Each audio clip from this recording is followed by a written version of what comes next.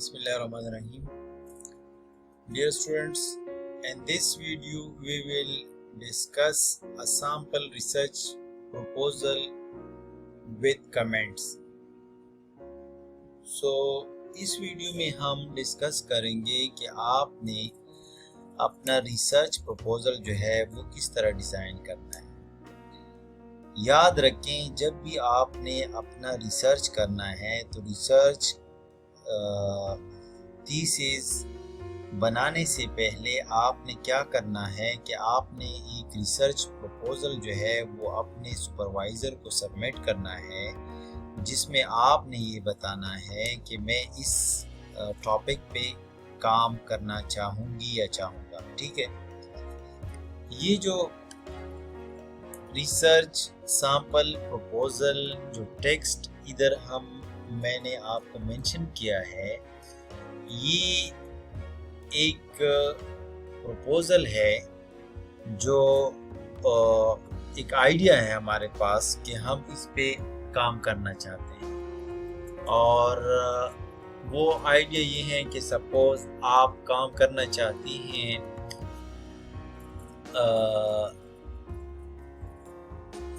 wheat crop production and different diseases and crops, या different diseases and crops in rural Khyber Regency or rural in Mohmand district.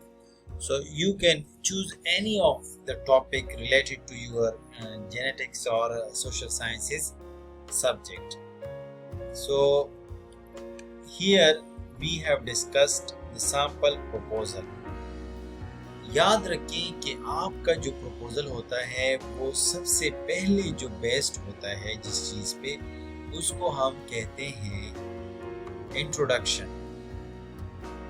लेकिन introduction से पहले आपने सबसे ऊपर लिखना होता है अपना टॉपिक, कि आप किस टॉपिक पे काम करना चाहती हैं। तो ये जो इंट्रोडक्शन है ये हमने कमेंट्स में लिखा है। इसमें मैं ये ऑलरेडी किसी और का पब्लिश्ड है, लेकिन हम इस पे काम करना चाहते हैं ताकि हम इस सैंपल पे अपने आप को अंडरस्टैंड करें कि आपने एक प्रपोजल किस तरह लिखना है। ये देखें, कमेंट्स में इन्होंने लिखा है कि बैकग्राउंड और introduction section provide a description of the basic facts and importance of the research area. What is your research area, the motivation of research and how important is it for the industry, practice, knowledge and advancement। Introduction में आप सबसे पहले जिस research के बारे में आप काम करेंगी करेंगे वो जो रिसर्च है, उस रिसर्च के बारे में आपने एक्सप्लेन करना है और फर्दर जिन लोगों ने पहले से रिसर्च किया है उनका भी हवाला, रेफरेंस वगैरह देना है। और आपने अपने इम्पोर्टेंस का भी बताना है कि ये जो रिसर्च एरिया है जिसमें आप काम कर रही हैं, ये जो है किस तरह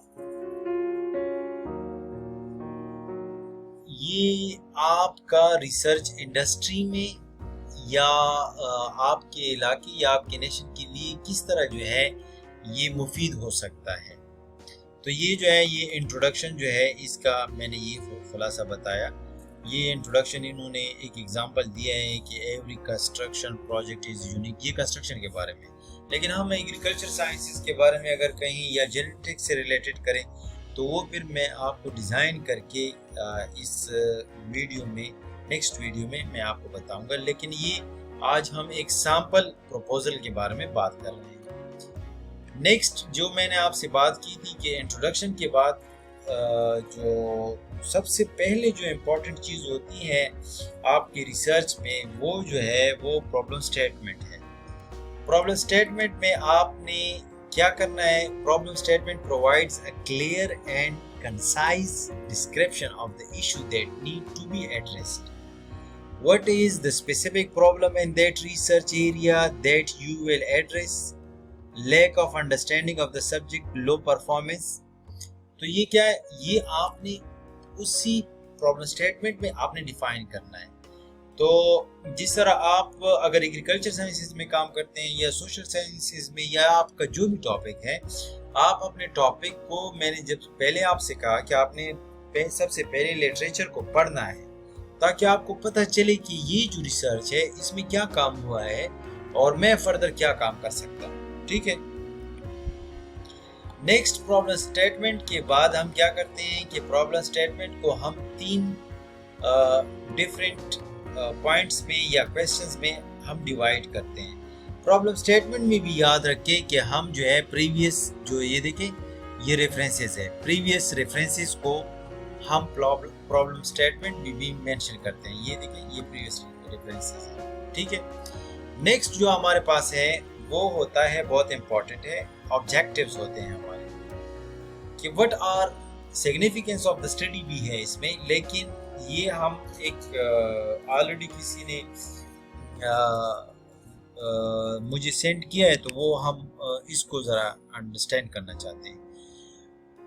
آبجیکٹیوز کی کیا امپورٹنس ہے؟ Objectives provide a list of goals that will be achieved through the proposed research. What are the benefits, impact, understanding, improved productivity that will generate if the research problem is answered. تو again ہم اس میں اس طرح کرتے ہیں کہ ہمارے کچھ objectives ہوتے ہیں. جو ہمارے آبجیکٹیو ہوتے ہیں ہم اس میں یہ کہتے ہیں کہ ٹو پرووائڈ, یہاں پہ انہوں نے ایک آبجیکٹیو 3 دیے ہیں, اس کو ذرا ریڈ کرتے ہیں. To provide a comprehensive review of sources and characteristics of constraints typically found in construction project. یہ جو پروپوزل ہے یہ کنسٹرکشن پروجیکٹ کے بارے میں ہے.